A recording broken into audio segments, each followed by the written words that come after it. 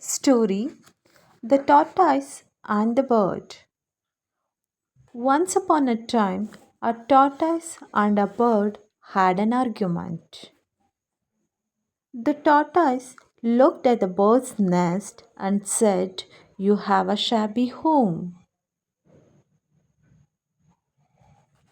It is made up of broken twigs and has no roof.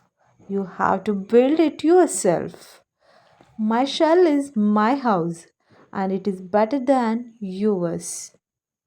The bird replied, "Yes, it is made up of twigs and it is open, but I built it and I like it."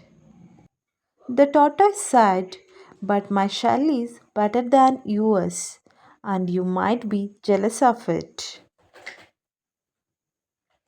The bird replied, "On the contrary, I am not. My house has a space for my family and friends. Unlike your shell, which can fit only you, I am happy." Thank you. Have a nice day.